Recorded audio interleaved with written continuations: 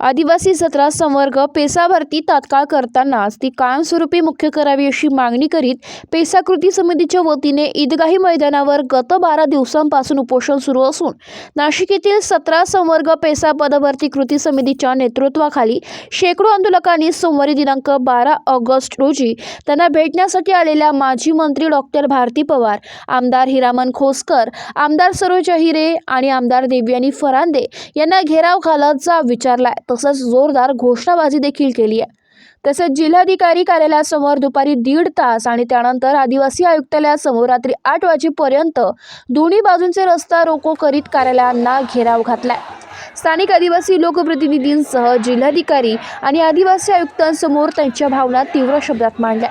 तसेच 21 ऑगस्ट पर्यंत पेसा पदभरतीला मंजुरी न दिल्यास राज्यभरात चक्काजाम आंदोलनाचा इशारा देखील देण्यात आलाय। आंदोलनकर्त्यांनी भेट जिल्हाधिकारी कार्यालय गाठत रस्त्यातच ठिय्या मांडल्यामुळे वाहतूक कोंडी निर्माण झाली। त्याचा परिणाम सीबीएस चौक, अशोक स्तंभ, शालिमार या भागात मोठी वाहतूक कोंडी पाहायला मिळाली होती। जिल्हाधिकारी कार्यालयाच्या प्रवेशद्वारासमोरच ठिय्या मांडत पेसाची भरती झालीच पाहिजे, कर्जमाफी झालीच पाहिजे, नोकऱ्या आमच्या हक्काच्या नाही कोणाच्या बापाच्या, लढेंगे जितेंगे आदी घोषणाबाजी करून आंदोलकांनी परिसर दणाणून सोडला।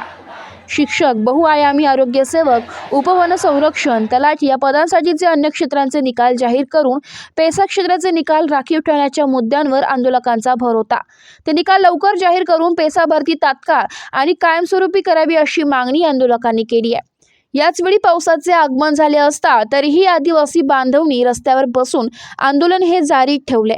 अचानक आलेल्या आंदोलकांमुळे पोलिसांचीही धावपळ उडाली। भर पावसात आंदोलकांबरोबर पोलिसांनीही कसरत करावी लागली।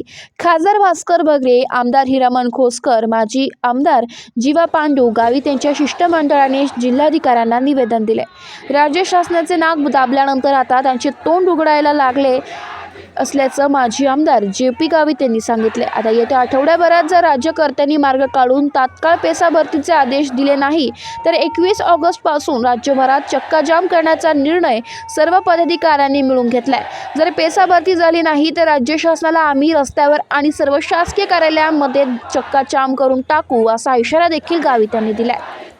विधानसभा उपाध्यक्ष नरहरी झिरवाळ, खासदार भास्कर बगरे, आमदार हिरामन खोसकर, माजी आमदार जे.पी. गावित, लकी जाधव, अशोक बागुल, गणेश गवळी यांच्यासह पेसा कृती समितीच्या पदाधिकाऱ्यांनी प्रारंभी जिल्हाधिकारी जलज शर्मा यांची भेट घेऊन त्यांच्यासमोर आंदोलकांची बाजू मांडत शासनापर्यंत मागण्या पोहोचवण्याची विनंती केली आहे।